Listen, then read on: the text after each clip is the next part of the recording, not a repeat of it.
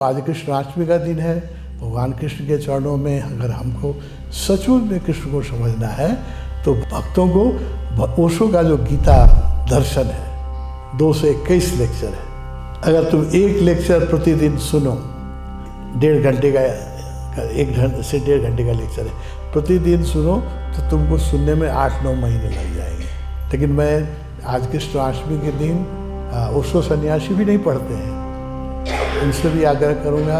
और जो मेरी बातें सुन रहे हैं, मेरी बातों पर जिनको थोड़ी भी श्रद्धा लग रही है, उनसे मैं आशा करूँगा कृष्ण भक्तों को, इस्कॉन के मेंबर को, गाड़ियाँ कृष्ण के भक्त के हजारों संप्रदाय हैं वृंदावन में, मथुरा में, सबसे मेरा आग्रह है कि अगर कृष्ण को समझना है तो कृष्ण की जो ओशो ने गीता पर जो 221 लेक्चर दिए, 221 लेक्चर, एक लेक्चर रोज सुने, 8 महीने 9 महीने लग जाएंगे।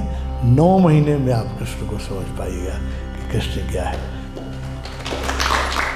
2 पुस्तक, कृष्ण मेरी दृष्टि में और गीता दर्शन, क्योंकि ओशो आधुनिक युग के कृष्ण ही हैं। उनसे जब कहा गया माउंट आबू में, जब 11वें अध्याय में वो विश्व रूप की वर्णन कर रहे थे, तो एक आदमी ने उठ के कहा कि आपको भी आपके भक्त भगवान कहते हैं और आप विश्व रूप की वर्णन कर रहे हैं, तो क्या आप विश्व रूप दिखा सकते हैं? तो भगवान ने जो कहा सब लोगों को कान से मत सुनिए, हृदय से सुनिए, सुनना चाहिए। भगवान ने कहा कि हाँ, मैं विश्व रूप दिखा सकता हूँ। लेकिन कृष्ण ने महाभारत में कितने लोगों को विश्व रूप दिखा सके? सिर्फ अर्जुन देख सका।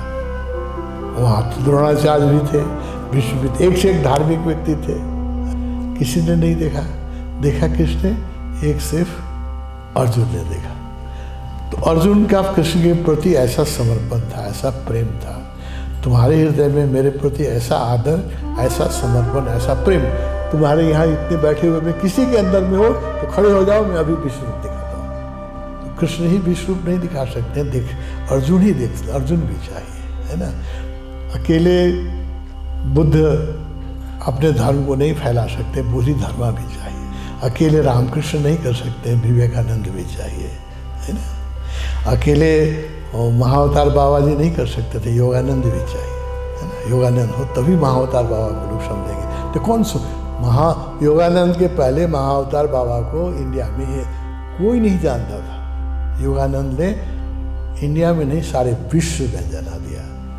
इसी तरह अब भगवान श्री कृष्ण को बुद्ध ओशो ही सारे विश्व में परिचय कराएंगे। मैं फिर आग्रह करूँगा, बार बार आग्रह करूँगा, जिसको भी कृष्ण से प्रेम है, जो भी कृष्ण के पूरे मांगमय व्यक्तित्व को समझना चाहता है, वो ओशो को सुने।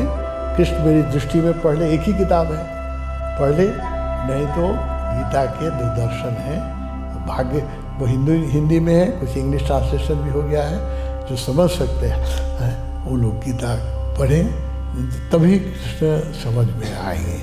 नहीं तो सब लोगों ने कृष्ण को खंडित कर दिया है। प्रभुपाद ने एक खंड की व्याख्या की, सूरदास ने, और दूसरे खंड की व्याख्या की वो गांधी ने, तीसरे खंड की श्री अरविंद ने, चौथे खंड की व्याख्या की।